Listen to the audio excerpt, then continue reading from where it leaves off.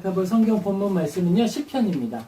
시편 42장 1절에서 5절 같이 살펴보겠습니다. 시편 42장 1절에서 5절입니다. 우리 합독하겠습니다.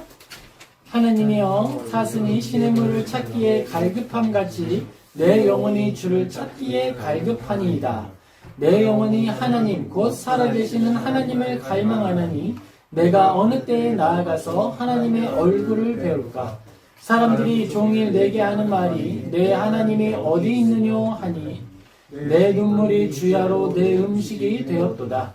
내가 전에 성의를 지키는 무리와 동행하여 기쁨과 감사의 소리를 내며 그들을 하나님의 집으로 인도하였더니 이제 이 일을 기억하고 내 마음이 상하는도다. 내 영혼아, 내가 어찌하여 낙심하며 어찌하여 내 속에서 불안해하는가? 너는 하나님께 소망을 두라. 그가 나타나 도우심으로 말미암아 내가 여전히 찬송하리로다. 아멘. 우리 하나님의 권위와 권력과 권한이라는 제목으로 우리 시편 42편 1절에서 5절 같이 살펴보도록 하겠습니다. 여러분, 하나님 살아계시다는 거 믿으십니까? 아멘. 하나님 살아계시다라고 하는 걸 우리는 믿습니다. 그리고 믿을 뿐만 아니라 하나님의 살아계심을 경험합니다. 이 둘은 같이 있어야 돼요. 하나님이 살아계시다라고 하는 사실을 믿고 있을 때 하나님이 당신께서 살아계시다라고 하는 것을 경험하게 하시고, 믿었고 경험했을 때 뭘 할 수 있죠? 증언할 수 있는 거예요. 우리는 내가 알지 못하고 믿지 않고 경험해보지 못했던 것을 증언하는 것이 아니고, 내가 믿고 내가 경험하고 내가 알게 된 것을 그대로 증언하는 사람들입니다. 그래서 그리스도인들을 뭐라고 부르죠? 두 글자로 증인이라고 부르는 거예요. 우리는 증인들입니다. 그리스도인은 또한 하나님께서 살아계심을 믿기 때문에 뭐 할 수 있죠? 선한 의지를 가질 수 있고요. 선한 의지를 갖다가 실망하고 낙심하는 상황이 오더라도 다시 한번 선하기를 힘쓸 수 있습니다. 결단할 수 있습니다. 그렇게 하겠어라고 나아갈 수 있는 거예요. 하나님이 살아계시다라고 하는 걸 믿기 때문에 거룩함에 대한 갈망을 갖고, 시대가 어둡고 악에 치우치고 더러움이 우리를 덮쳐오더라도 우리는 하나님 앞에 소망을 굳세게 잡고 있을 수 있다라는 것입니다. 우리가 선해서 착해서 우리가 좋은 사람이기 때문에 그 모든 걸 할 수 있나요? 아닙니다. 우리는 영혼의 모든 것이 다 부패했어요. 선한 것이 아무것도 남아있지 않습니다. 완전히 부패했어요. 그럼에도 불구하고 하나님이 우리를 사랑하셔서 그의 아들을 보내셨고, 그래서 우리를 죄에서 구원하시길 원하셨고, 성령님을 우리에게 보내주셔서 우리 안에 임재하게 하셔서 그가 끊임없이 우리를 붙들어 주시고 견인하여 주시고, 또한 우리가 나아갈 수 있도록 우리의 믿음을 북돋아 주시기에 우리는 다시 한번 회개하고 엎드리고 다시 선한 일을 향해 나아갈 수 있다라는 거예요. 내가 선해서도 아니요 능력이 있어서도 아니며 오직 하나님의 능력과 하나님의 사랑을 힘입어 그 모든 일을 지속할 수 있다라는 것입니다. 그게 우리들이에요. 하나님께서 우리를 인도하십니다. 또한 우리를 고치십니다. 우리가 실수하지요. 넘어집니다. 그러면 어떻게 하죠? 넘어졌네. 얘 작품이었는데 5점이 생겼네. 그러니까 깨뜨려버려야겠다. 없애버려야겠다. 이렇게 하십니까? 아니에요. 참 하나님은요, 사랑이 많으셔서 흠이 있고 문제가 있어도 그들을 그 자리에서부터 다시 교정해 나가십니다. 깨뜨려버리시고 버리시고 흠이 났어? 쓸모가 없어졌네? 라고 하는 것이 아니라 고쳐 사용하신다라는 거예요. 다시 알맞게 사용하신다라는 것입니다. 거기에서부터 포도나무가 다시 성장할 수 있도록 도와주신다라는 거예요. 벌레 먹었네. 그러니까 베어버려야지가 아니라 벌레 먹었어. 약을 치고 거름을 주고 다시 돌보아서 좋은 열매를 맺게 해야겠다라고 하시는 것이 하나님의 은혜다라는 거예요. 시편 42편에는 어려움 속에서 하나님을 찾는 시편 기록자의 노래가 담겨 있습니다. 시편의 진정한 의미, 그게 어디 있을까요? 시편이 뭘까요? 시편의 진정한 의미는요, 우리가 그 모든 내용의 의미, 상황, 사정을 이해하는 것으로부터 오는 의미가 아니에요. 시편을 살펴볼 때 우리가 모르는 게 있어요. 뭘 모르냐 하면 그래서 지금 이 시편의 기록자가 정확히 어떤 시대에 어떤 상황이었는지 몰라요. 몇몇 시편은 파악할 수 있지만, 유추해 볼 수 있지만 근거가 그리 많지 않죠. 하지만 시편은 의미 있습니다. 왜일까요? 그것은요, 시편 기록자의 마음이 담겨있기 때문에 그래요. 그가 경험한 하나님이 담겨있기 때문에 그렇습니다. 증인으로서, 하나님과 동행했던 사람으로서의 가치, 의미, 그 밀도 있는 관계가 담겨있기 때문에 시편이 의미 있는 거예요. 시편은 진정한 의미에서 실천성과 적용성이 있습니다. 그래서 우리에게 의미가 있는 거예요. 시편은 먼 옛날에 쓰여진 가사, 그 안에 있는 시지만 그것이 오늘 우리를 위로하고 싸매고 또한 알려줍니다. 그래, 네가 믿는 거 나랑 똑같은 거야. 형규야, 시아야, 재아야, 주아야, 유영아, 우리가 믿고 있는 이 믿음이 똑같은 것이다 라고 알려주고 있는 거예요. 그래서 시편이 우리를 위로합니다. 우리는 시편 안에서 그들이 경험했던 경험을 통해서 시편의 기록자와 함께 신앙 가운데의 마음과 감정을 공유하는 거예요. 이것은 공감을 통한 해석이라는 겁니다. 시편을 해석할 때 가장 좋은 방법은 공감을 통한 해석이에요. 이게 역사적으로 어디에서 쓰여진 것이고 이것을 시편이 또 어떤 의미를 가지고 있지요. 그런 의미가 있지만 그것은 시편의 진정한 기록자가 되는 하나님의 마음을 알려주기는 어렵다라는 거예요. 진정한 의미는 공감적 방법으로 해석할 때 나타나는 거예요. 그리스도인은 또한 서로를 향해서도 공감적 해석으로서 다가갑니다.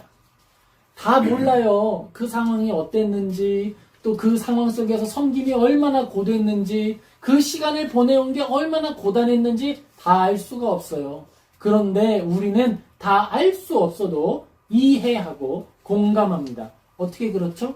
그들이 가지고 있었던 고난의 흔적을 통해서, 그들이 가지고 있는 미소의 무게를 통해서, 그들이 가지고 있는 인생의 흉터들을 통해서 아픔을 공감하고 그 아픔 가운데에 서로를 이해하고 서로를 위로하는 거예요.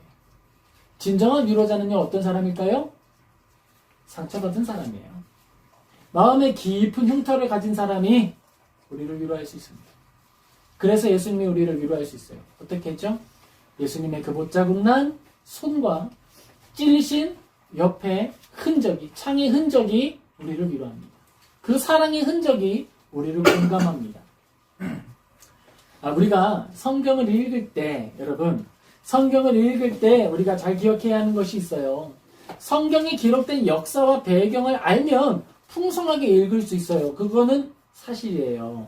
도움이 됩니다. 그런데 그것만 가지고 성경이 해석되지 않아요.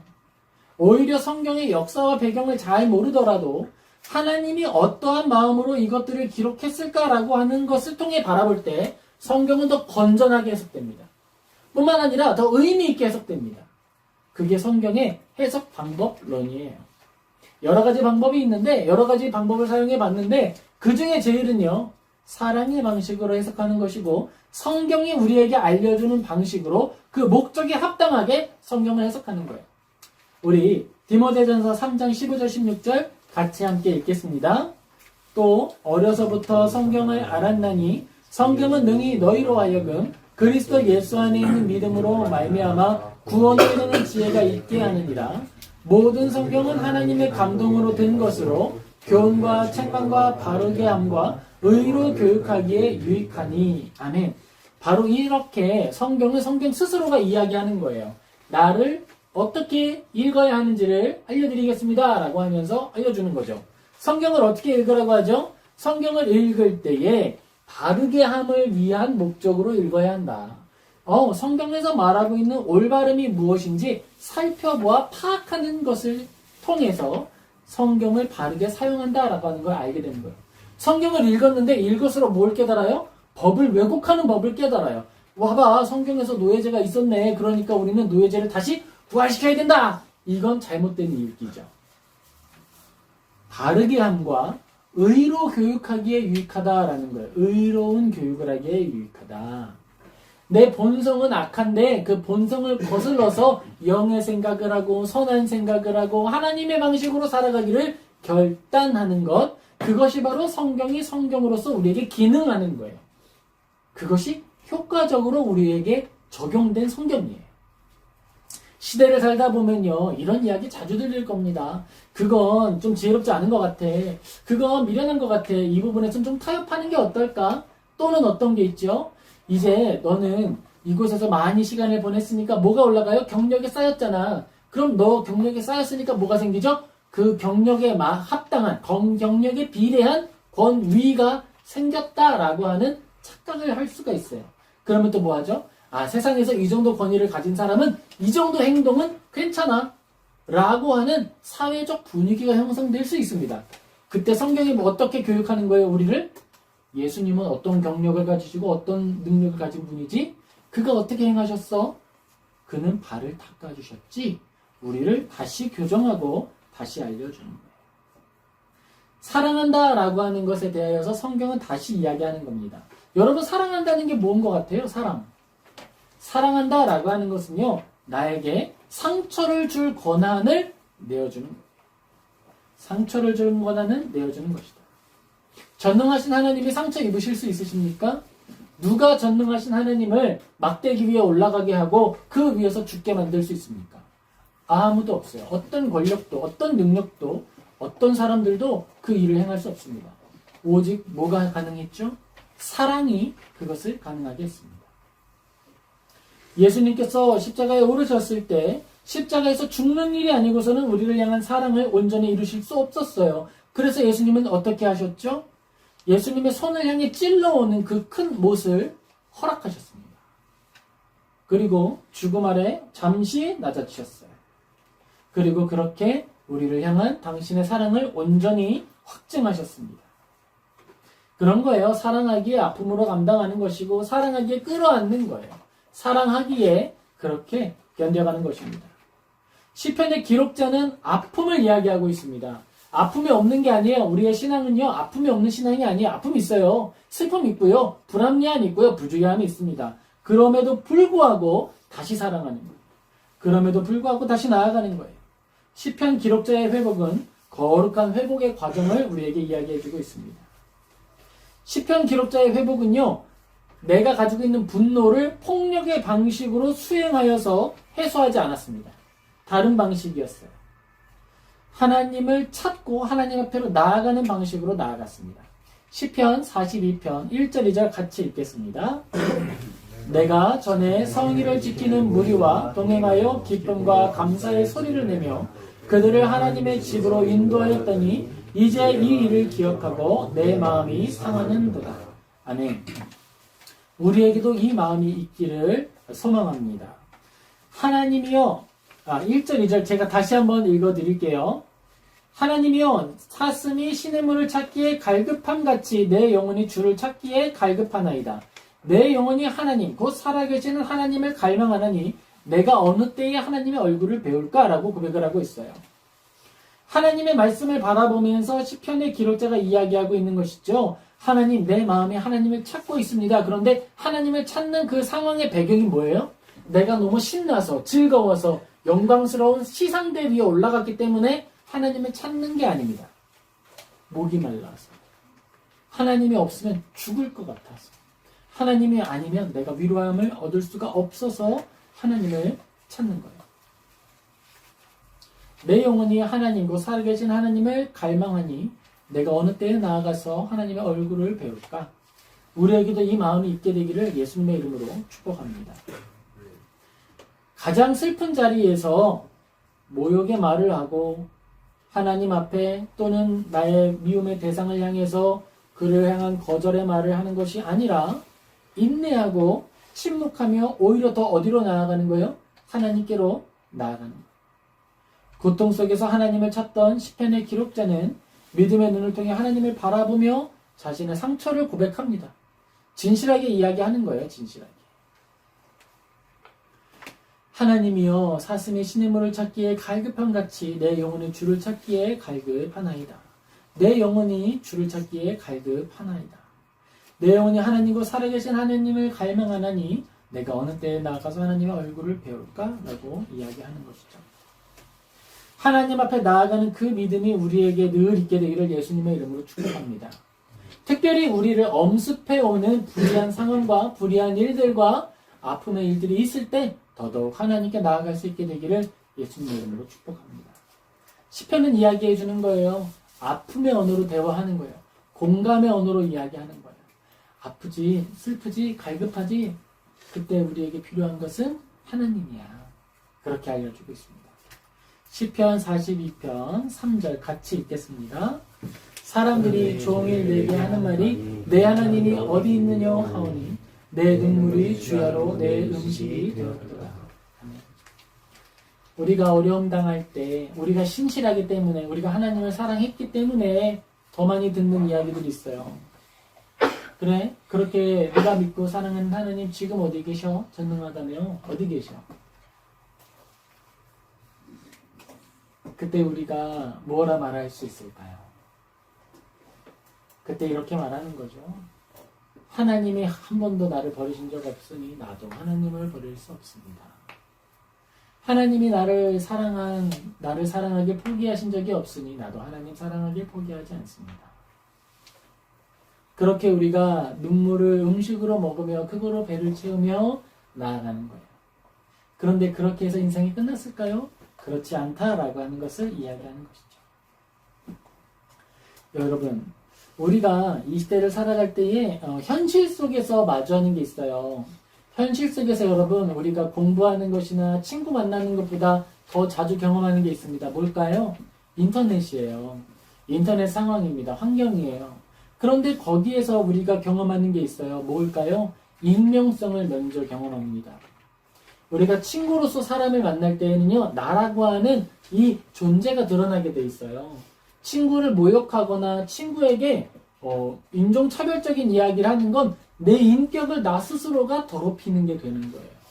그렇기 때문에 나는 나를 가꾸기 위해서 또는 나에게 어울리는 일을 하기 위해서 뭐하죠? 절제합니다.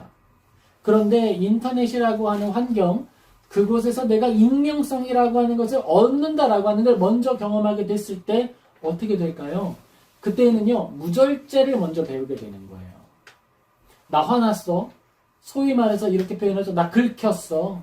그러니까 뭐 할 수 있어? 나 아무 말이나 할 수 있어. 우리는 이 시대 가운데에 시대적 환경과 상황 속에서 옛 사람들보다 더 큰 유혹을 경험하는 거예요. 우리가 말로써 험한 말을 했을 때 느껴지는 카타르시스가 있다는 걸 먼저 경험해 보는 거예요. 언제요? 내 인격이 성숙하기 전에. 내 마음이 성숙하기 전에, 내 생각이 자라나기 전에 그걸 경험적으로 알게 되는 거예요. 그래서 어떻게 되죠? 점점 내가 생각하고 말하는 것이 아니라 감정에 대하여서 반응하게 돼요. 이 둘의 차이가 있는 거예요. 내가 삶을 살아갈 때에 나의 감정대로 반응하며 사는 것은 그것은 교육되지 않은 동물이 하는 거예요. 교육된 인격체는 어떻게 하죠? 나에게 주어진 반응이 있었을 때, 나에게 주어진 환경이 있고 자극이 있었을 때 그것으로부터 바로 반응하는 것이 아니라 그것을 소화한 후에 합당하게 행동하는 거예요. 그게 교육된 인격이에요. 양육된 사람입니다. 그게 하나님의 은혜 가운데 나아가는 사람이에요. 그게 시민이에요. 그게 없으면 동물이에요. 그리고 우리가 믿음으로 나아가는 중에 중학교, 고등학교 시절에 배우는 것들, 그러니까 초등학교까지는 우리가 뭘 하냐면 육체의 성숙이 가장 큰 교육의 목적이에요. 그리고 그 안에서 육체의 성숙과 지성, 이 지성을 깨우는 기본적인 훈련을 통해서 사회의 일원이 되는 방법을 조금 배웁니다. 그리고 중학교, 고등학교 시절에 뭘 하냐면 사회화되는 거예요. 인격화되는 거예요. 나의 자아가 형성되고 이 자아가 어떻게 이 사회 가운데에서 드러나게 될 것인지를 경험을 통해 배우는 것, 그것이 바로 중학교 시절과 고등학교 시절입니다. 그런데 바로 그 시절에 인터넷을 먼저 경험하고 그 안에 먼저 빠져들게 되면 내 인격이 형성되는 과정 가운데에 뭐가 침투해 오는 거예요? 내가 그것을 해석하여 반응하는 것이 아니라 그야말로 충동적으로 행동하는 것이 먼저 습득되는 거예요. 우리는 언제나 이런 감각을 떠올려야 됩니다. 시편 기록자가 어려운 상황 속에 놓였을 때 그 마음에 있는 대로 반응했다면 어떻게 행동하게 됐을까요? 바로 욕부터 박았겠죠. 바로 패드립 날리는 거예요. 하지만 어떻게 되는 거죠? 바로 그 자리에서 하나님께 합당한 자는 어떻게 살아야 하는가라고 하는 걸 기억하는 거예요. 내가 하나님 앞에 어떤 존재인가를 확인하는 겁니다. 그리고 그 존재에 알맞은 반응으로 나아가는 거예요. 그게 그리스도인이에요. 그게 믿음의 영역이고요. 그것이 바로 우리가 위로함으로 나아가는 첫 번째 방법입니다. 나의 상황 왜 이래? 내 환경 왜 이래? 나는 정말 어떻게 되는 거야? 그러니까 블라블라블라 그러지 않는 거예요. 우리가 먼저 욥기를 살펴보았죠. 시편을 보기 전에 욥기를 먼저 살펴봤습니다. 욥은 고통 가운데 있었죠. 사람이 겪을 수 있는 가장 큰 고통을 겪었어요. 그는 어떻게 했죠? 7일을 침묵했습니다. 7일을 침묵하고 그리고 그 후에 이야기하기 시작했어요. 바로 그런 거예요. 시편의 기록자가 슬픔 속에서 하나님을 찾았을 때 하나님은 그를 만나 주셨습니다. 우리가 이 사실을 기억하며 하나님께서 우리에게 주신 그 지혜를 따라 이 땅 가운데 빛과 소금의 삶을 살아가기를 예수님의 이름으로 축복합니다. 빛과 소금이 된다는 게 여러분 아주 특별한 게 아니에요. 여기에서부터 시작하는 거예요. 여기에서부터 시작하는 거예요. 혐오의 언어로 반응하지 않는 것으로부터 우리가 빛으로 소금으로 살아가는 것이 시작하는 겁니다. 그렇다면 시편 기록자와 같이 하나님을 믿는 신앙 안에서 하나님의 은혜 가운데 위로함을 얻는다라고 하는 게 무엇일까요? 또한 우리가 이 땅을 살아갈 때에 입술을 다스린다라고 하는 표현을 하는데 그런 것들이 주로 사용되어야 하는 자리가 어딜까요? 이러한 걸 생각해 볼 때는요, 우리는 이 불의함이라고 하는 건 부당하다라는 거예요. 이 부당한 것, 악한 것, 나의 믿음을 흔들어 시험 들게 하는 것들이 보편적으로 어디에서 발견되는지를 생각해 보면 그것을 통해서 내가 언제 가장 조심해야 되는지를 생각해 볼 수 있어요. 어디에서 그게 가장 먼저 나올까요? 어디냐면요, 권위가 집중되는 곳, 권력이 집중되는 곳, 권한이 실행되는 곳에서 주로 시험거리가 나타납니다. 이건 아주 당연한 거고 이건 아주 분명한 거예요. 사람이 하나님의 은혜를 가지고 나아가는 중에 태어나자마자 경험하는 것이 있어요. 그것이 바로 권위입니다. 언제 경험할까요? 부모님으로부터 경험하는 거예요. 나를 이 땅에 태어나게 하여 주신 부모님으로부터 첫 권위를 경험하게 되고 그 첫 권위를 통해 우리는 이 땅 가운데 나타나는 관계를 이해하기 시작하는 거예요. 관계를. 우리가 여기에서 세 가지 단어를 조금 더 깊이 생각해 볼 겁니다. 먼저는요, 권위, 그리고는 권력, 마지막으로는 권한입니다. 이 권위라고 하는 것의 사전적인 의미는요, 제도, 이념, 인격, 지위 등이 가치의 우위성을 공인하고 명령력을 행사할 수 있는 능력이나 미신을 말하는 겁니다. 국제협정에서 협정을 통해 집행하는 제도를 만들 때 authority라고 하는 것이 사용되지만 이것은 권능이라는 말로도 사용할 수 있는 거예요. 이것을 보다 쉽고 단순하게 말하자면요, 사람들이 신뢰하며 따르는 힘인 거예요. 이건 부모님이 가지고 있죠. 부모는 권위가 있습니다. 어떤 권위가 있을까요? 권위라고 할 때에 신뢰하며 따르는 힘이 있는 거예요. 누가 신뢰하고 누가 따르죠? 자녀들이 따르죠. 자녀들이 따릅니다. 자녀들은 부모가 하는 말을 신뢰합니다. 그리고 부모가 하는 말을 따릅니다. 그것이 바로 권위예요. 그러면 부모의 권위는 언제 어떻게 생기고 사용될까요? 부모가 자녀를 핍박하고 자녀를 채찍질하고 자녀를 공격하는 것을 통해서 권위가 드러나고 세워지게 될까요? 아닙니다. 무엇이죠? 사랑입니다. 부모가 자녀를 사랑한다라고 하는 그 관계로부터 부모가 부모의 이야기를, 가르침을 따라야 한다라고 하는 신뢰와 그 힘이 발생하는 거예요. 그것이 선한 관계로서 부여된 권위이고 선한 능력으로 사용된 권위입니다. 자, 이게 인간이 가장 처음 경험하는 권위예요. 가정 안에서 아빠와 엄마의 권위가 있는데 이 둘의 권위 중에 어떤 게 더 세죠? 자녀에게 나타나는 것을 통해서는 엄마의 권위가 더 드러나게 되는 거예요. 왜요? 상황상 엄마와 보내는 시간이 그리고 그 스킨십이 많기 때문에 보편적으로 어머니와 자녀 가운데 나타나는 권위가 더 강력합니다. 그는 나를 젖을 먹여 키웠고 나의 모든 것을 수발했고 함께하는 시간이 길었다라고 하는 것으로부터 사랑의 권위가 보다 강력하게 나타나게 되는 거예요. 합당한 거죠. 자, 그런데 여기에서 우리는 고통의 근원이 되는 이야기를 하고 있었죠. 그럼 이 권위가 뒤틀린 형태, 오염된 형태로 나타날 땐 무엇이 있을까요? 사랑하지 않는데 사랑이 없는 방식으로 권위를 집행하는 거예요. 권위를 요구하는 거예요. 사랑하지도 않으면서 권위를 부리는 겁니다. 그때에 여기에서 우리는 역기능적인 권위를 경험하게 되는 거예요. 사랑하지 않는 사람이 나에게 부당하게 요구한다. 그 사람이 요구하는 것, 부모님이 요구하는 것은요, 언제나 우리가 믿을 수 있는 게 있죠. 부모님은요, 언제나 우리를 유익하게 하는 말을 하는 거예요. 그걸 신뢰하기 때문에 부모님의 말을 듣는 거예요. 나이가 들었을 때 부모님이 먼저 천국에 가셨을 때 성숙한 어른들이 하는 말이 있어요. 부모님의 잔소리가 그립다고 표현을 해요. 이제 나에게 아무도 그런 이야기 해줄 사람이 없다라는 말 때문에 슬퍼하기도 해요. 나에게 사랑으로 올바른 이야기를 해줄 사람이 없다라고 하는 걸 상실감으로 느끼는 거예요. 그 권위의 상실감으로. 내가 권위를 벗어났으니까 이제 자유다, 즐겁다, 행복하다가 아니라 내가 그 권위 아래 있었을 때 행복했는데, 안전했는데, 기뻤는데 라고 하는 고백을 하는 거예요. 바로 그것이 선한 의미의 권위라는 거예요.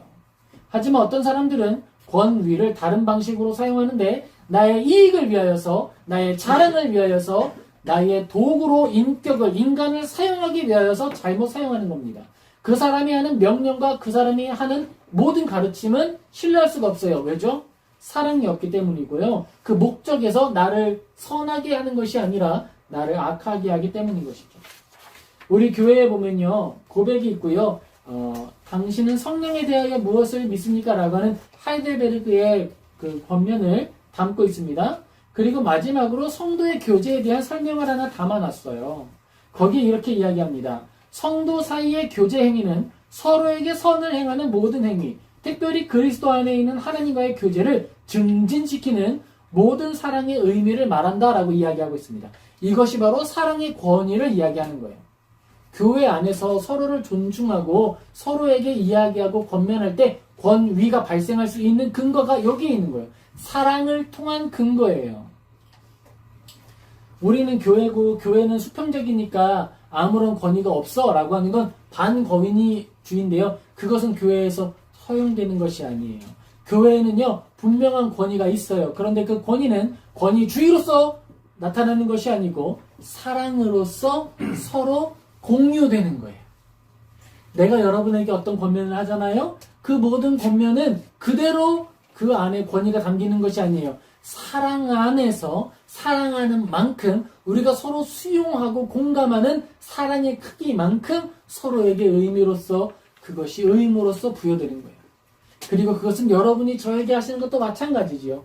여러분이 저에게 하시는 모든 것들이 사랑의 언어만큼, 사랑의 무게만큼 권위의 무게를 갖고 공유되는 거예요. 그렇게 우리는 서로를 건전하게 하고 서로를 선한 길로 이끌어가는 거예요. 그것이 바로 교회의 권위입니다. 자, 두 번째는요, 권력이에요, 권력. 권력은 뭘까요? 다른 사람에게 영향을 줄 수 있는 잠재력입니다. 권위하고 대단히 비슷한 거예요. 다른 사람의 태도와 행동을 바람직한 방식으로 변화시키는 능력, 이게 사전적 의미의 권력이에요. 그러니까 이 권력은요, 다른 사람을 바람직한 방식으로 변화시킬 때 진짜 권력인 거예요. 권력은 사람이 모인 조직 안에서 언제나 발생합니다. 이 조직이 나아가는 방향이 결정되고 이 조직이 어떤 목표를 향해 힘을 모으기 때문에, 모아야 하기 때문에 그걸 힘을 모아야 조직이죠. 힘을 모으지 않으면 그게 조직이겠어요?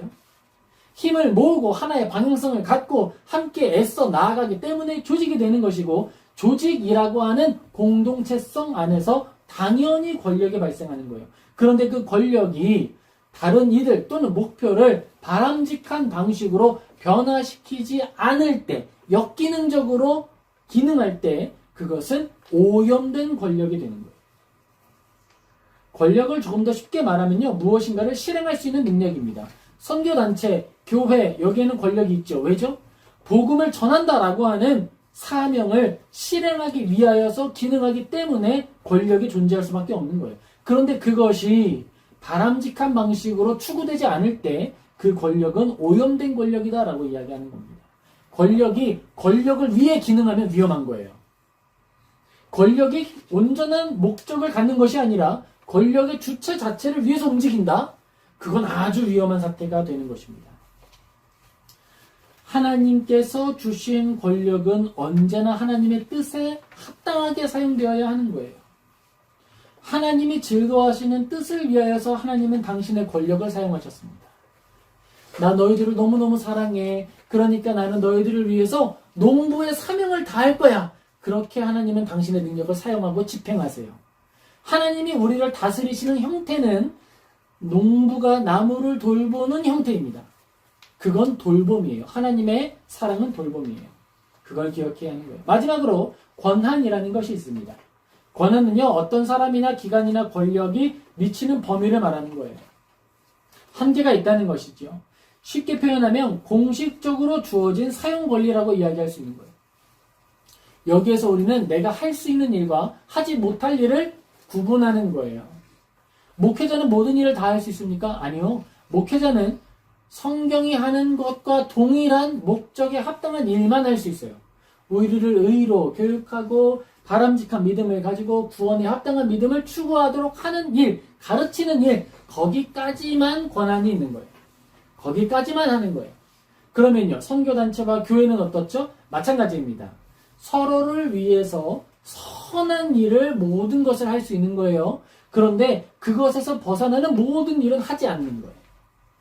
그것이 올바른 일인 겁니다. 자, 여러분, 예를 들면 이렇게 하면 어떻게 될까요? 어떤 사람들이 조직을 만들었고 권력과 권한과 또 권력이 또 권위가 생겼어요. 그런데 그것을 가지고 내 죄를 덮는 데 쓰는 거예요. 아니야. 그건 내가 명령한 거잖아. 그러니까 오라. 어떤 사람들이 이야기합니다. 나는 죄가 될 수도 있고 죄가 아니다라고도 말할 수 있다라고 이야기합니다. 그러면서 이것들을 내 입맛에 맞게 막 고치는 거예요. 그럼 어떻게 되죠? 그것은 정의를 훼손하는 것이고 하나님의 뜻을 거절하는 것이 되는 거예요.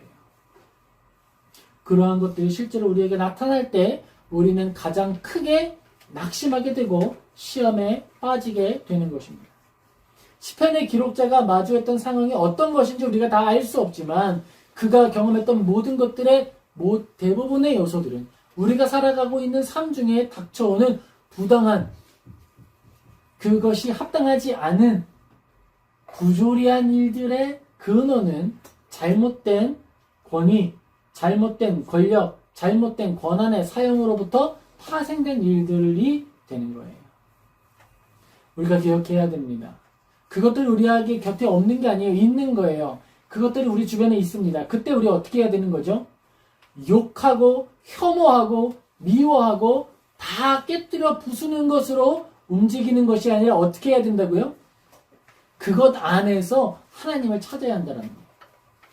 아, 교회가 왜 이래? 이 조직 왜 이래? 망했어, 썩었어, 엎어, 뒤집어, 부숴. 이것이 아니라 어떻게 해야 된다고요? 하나님께 나아가는 거예요.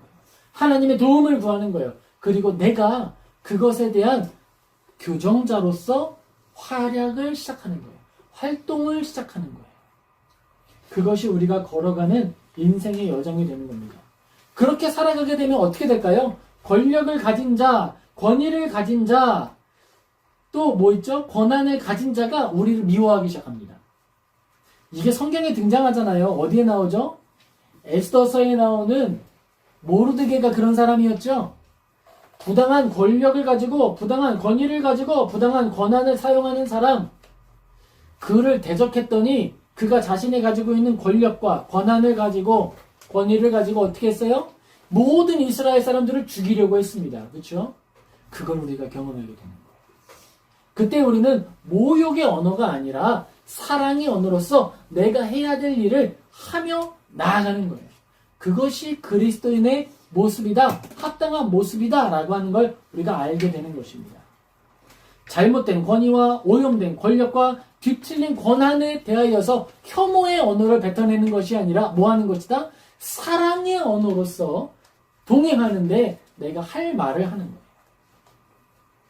우리 시대 상황 가운데에 보편적인 고통을 창출합니다. 잘못된 권위, 잘못된 권력, 잘못된 권한들은 오염된 일들을 만들어내는 거예요. 큰 불의를 만들어내는 거예요. 불의라고 하는 것을 시스템화 시켜버릴 수 있는 게 바로 잘못된 권위와 권력, 권한입니다. 그렇기 때문에 우리는 그것들을 늘 바라보며 따뜻한 말로, 선한 기도로 그것들을 교정해 나가는 거예요. 에베소서 6장 1절에서 2절 우리 같이 읽겠습니다. 자녀들아 주 안에서 너희 부모에게 순종하라. 이것이 옳으니라. 내 아버지와 어머니를 공경하라. 이것은 약속이 있는 첫 계명이니. 아멘. 우리가 이 땅을 살아가는 중에 가장 먼저 경험하는 권위가 있다 그랬어요. 그게 뭐라고 했죠? 부모와 자녀의 관계라고 했습니다. 부모와 자녀의 관계에서 권위는 언제 발생한다고 했어요? 사랑할 때, 사랑하는 만큼, 사랑의 신뢰가 쌓인 만큼이라고 했어요. 부모님이 믿으면, 부모님을 사랑하면 그것을 따르게 되는 거예요. 부모님을 사랑하면 그것으로 나아가게 되는 거예요. 그런데 언제나 이 부모와 자녀의 관계가 선한 기능을 하는 게 아닙니다. 어떤 가정이 있죠? 역기능적 가정이 있을 수 있어요. 역기능적 가정이 있을 수 있습니다. 그럼 그때 어떻게 해야 하는가? 우리가 잘 알고 있죠? 부모가 자녀를 때려서 거의 죽음에 이르기까지 하는 역기능적 가정이 있었어요. 그때 한 제자가 스승을 찾아가서 이야기합니다. 피를 철철 흘리면서 얘기하는 거예요. 부모님이 저를 때리셨는데 저는 순종하는 마음으로 다 맞았습니다. 그랬더니 스승이 그 제자를 꾸중하죠. 너 왜 그랬냐? 부모님이 역기능적 악한 마음으로 너를 때렸을 때, 그렇게 심각한 폭력으로 너를 다스리려 했을 때 도망갔어야지. 네가 만약에 그 자리에서 죽었으면 어떻게 했을래?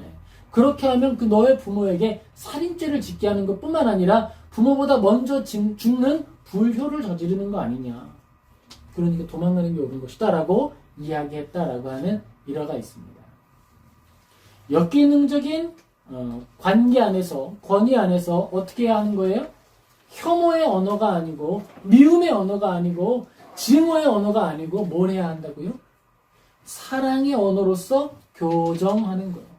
사랑의 언어로서 그 역기능적인 형태를 옳은 과정의, 옳은 기능의 형태가 될 수 있도록 해나가는 거예요. 자녀가 부모를 바꾸기 어렵죠. 거의 불가능하죠. 하지만 계속 사랑할 수는 있는 거예요. 그리고 우리가 심지어 그 역기능적인 모든 것들을 극복하기 어려울 때가 있을 수 있어요. 그때에는 잠시 떨어져 있을 수도 있는 거예요. 그러나 그 잠시 떨어져 있음이 미움을 의미하거나 분리를 의미하는 것은 아니다라고 하는 거죠. 잘 고민하는 거예요. 여기서 우리가 이루어야 할 온전한 열매가 무엇인지를 생각해 보는 거예요. 내가 여기에서 어떻게 하면 이 역기능적인 상황을 극복해서 사랑의 상황으로 만들어갈 수 있을지를 고민해보고 지혜를 기도해보는 거예요. 그것이 바로 우리가 시편을 통해 발견해가는 우리의 모습이 되는 것입니다. 시편의 기록자가 하나님 도와주세요. 내가 사슴같이 목말라서 하나님께로 왔습니다. 이게 나 위로해주세요. 나 치료해주세요. 나만을 위한 이야기가 아니다라는 거예요. 그것은 관계에 대한 극복이며 사랑에 대한 극복이며 적극적으로 선을 이루어 나아가겠다라고 하는 도움, 간구를 말하고 있는 것입니다. 마가복음 7장 10절에서 13절 우리 같이 읽겠습니다. 모세는 내 부모를 공경하라 하고 또 아버지나 어머니를 모욕하는 자는 죽임을 당하리라 하였거늘 너희는 이르되 사람이 아버지에게나 어머니에게 말하기를 너희가 드려 유익하게 할 것이 고르반 곧 하나님께 드림이 되었다고 하기만 하면 그만이라 하고 자기 아버지나 어머니에게 다시 아무것도 하여 드리기를 허락하지 아니하여 너희가 전한 전통으로 하나님의 말씀을 폐하며 또 이 같은 일을 많이 행하느니라 하시고 아멘. 또 다른 이야기를 하는 거예요. 성경은 어떤 이야기를 하죠? 우리가 첫 경험하는 것이 가정 안에서의 권위라고 이야기를 했습니다. 권위는 교회 안에서도 늘 존재한다고 했습니다. 그것은 사랑으로 존재하는 권위라고 했어요. 당신은 나보다 높은 상급 기관이고 나보다 오래 이 일을 했으니까 더 높은 사람이죠? 아니요. 그거 권위 없어요, 여러분.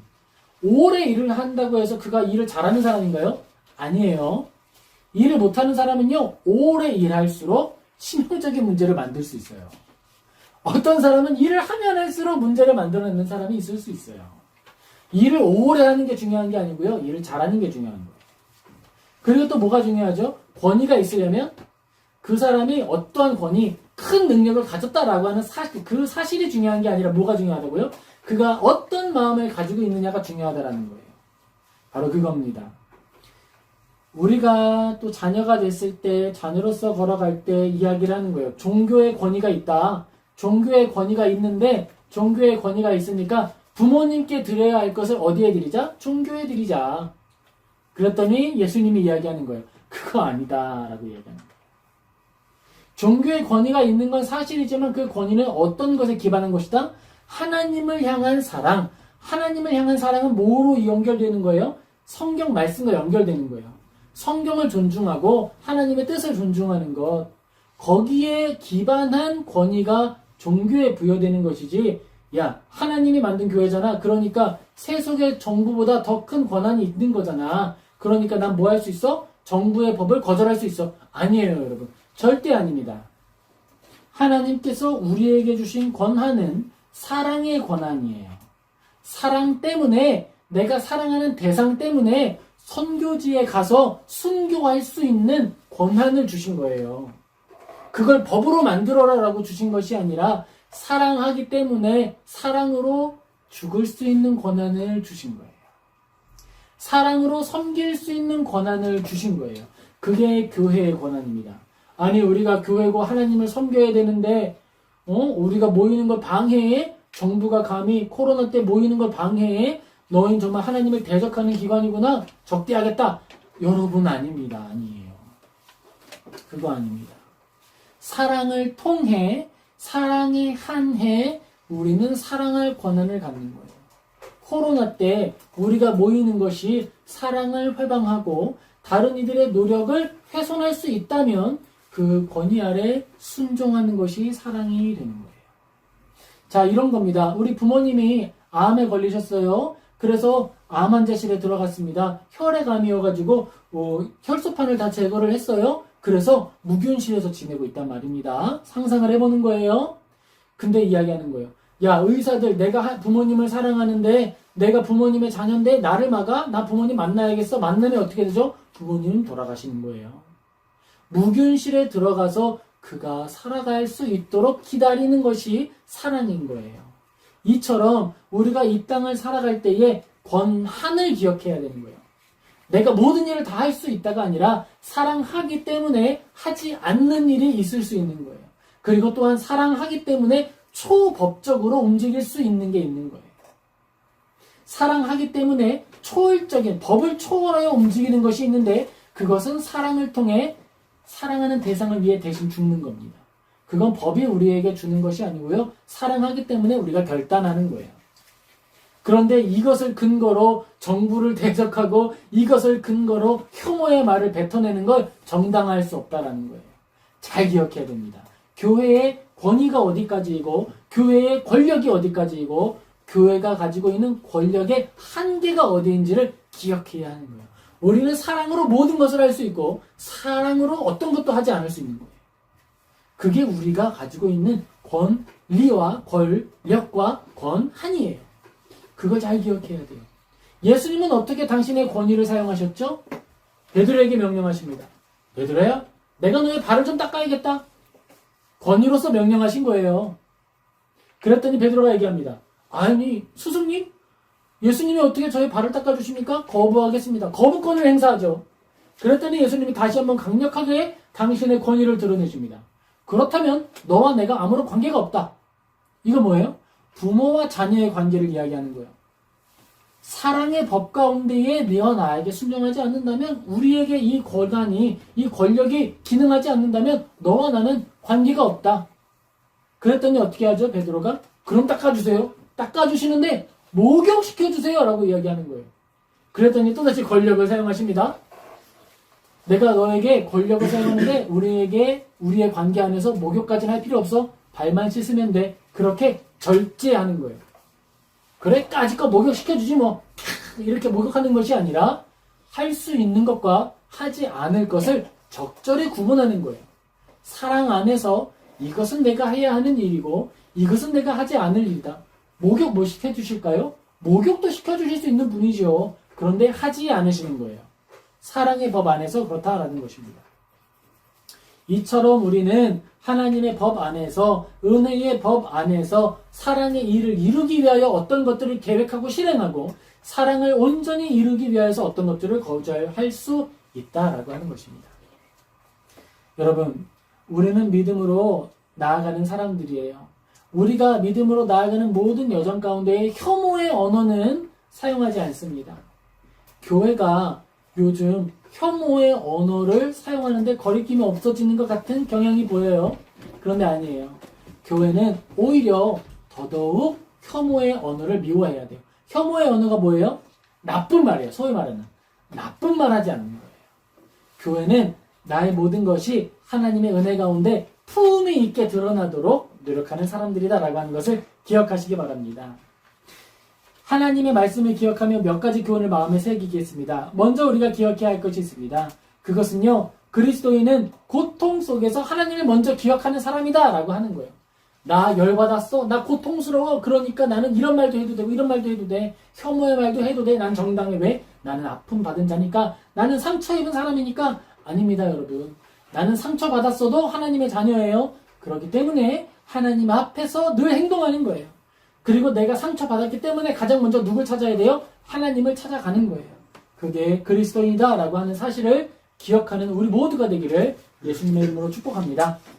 둘째로 기억할 것이 있습니다. 둘째로 기억해야 할 것은 그리스도인은 시대를 위해 기도하는 사람이다 라고 하는 사실을 기억하시기 바랍니다. 아니, 이 땅 가운데 거지가 잘못 사용되고 있어? 아니, 이 땅 가운데 이건 마음에 안 들고 이것도 싫어? 그렇다고 해서 우리가 미워하고 거부하는 사람이 아니다라는 거예요. 우리는 사랑하기 위한 의무를 받은 사람이에요. 사랑의 권력을 받은 사람이에요. 그러니까 우리의 모든 권력은 사랑의 방식으로 사용되어야 한다라는 것입니다. 그것은 기도의 권력이에요. 기도의 능력이에요.